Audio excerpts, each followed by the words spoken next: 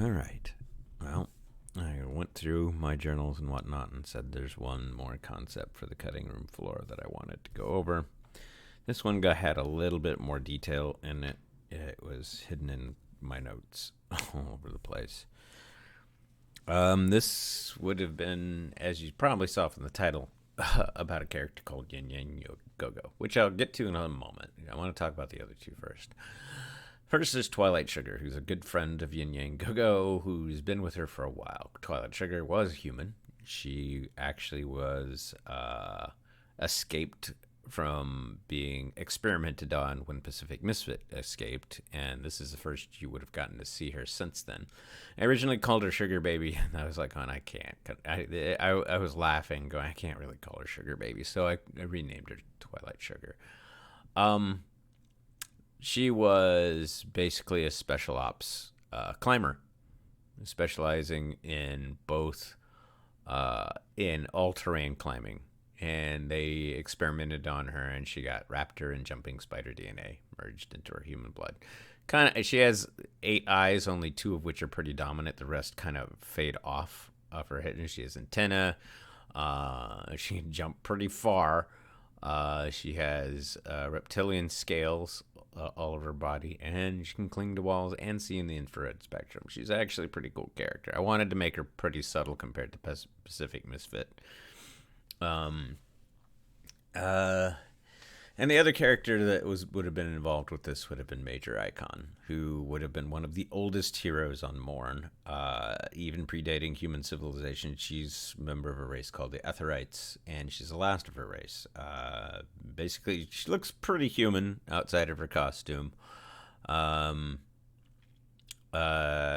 with the exception of her skin is kind of a subdued silver in color.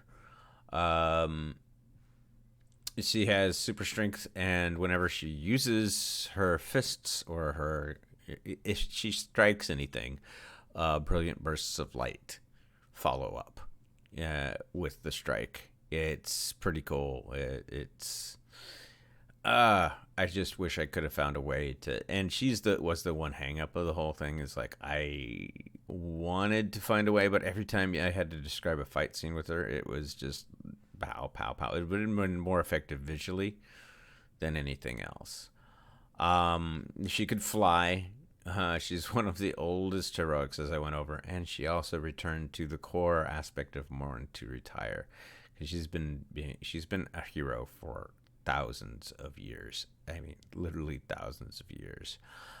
When she got back, she discovered that one of her oldest foes is still on the streets of the core aspect of Mourn, now in control of like 3 of the gangs, and pretending to pit those 3 gangs against one another when actually they're the one in charge.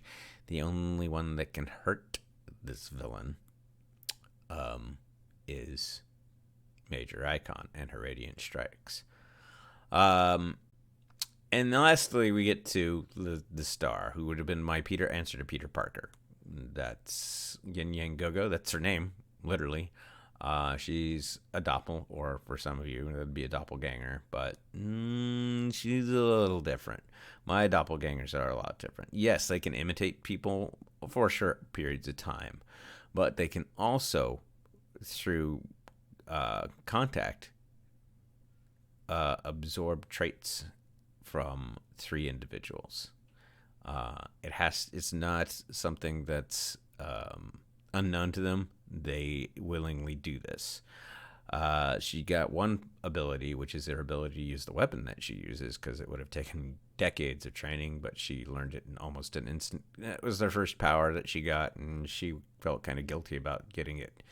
The weird thing about doppels is when you absorb an ability from a person, you also duplicate some of their personality traits.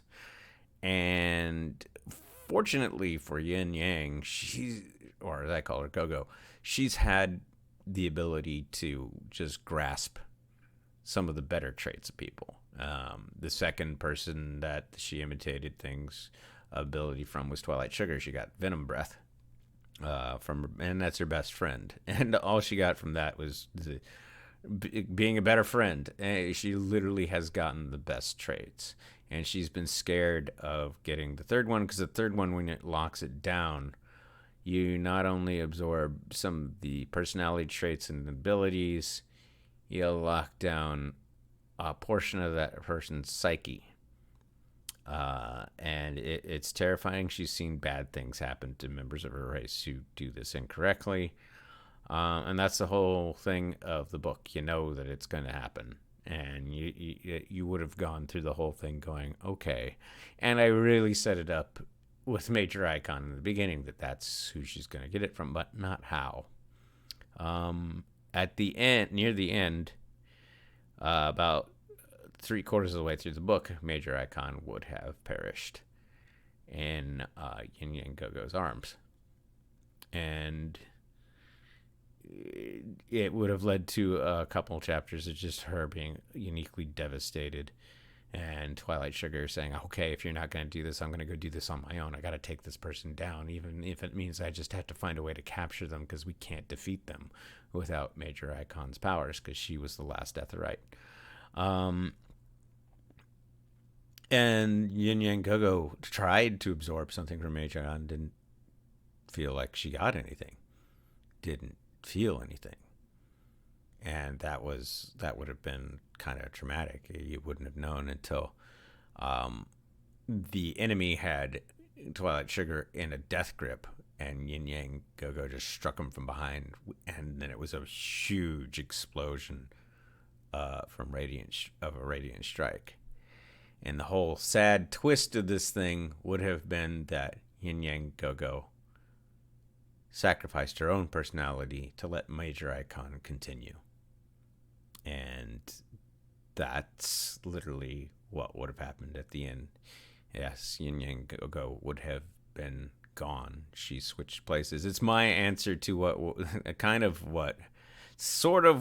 have happened, what did happen between Doc Ock and Spider-Man.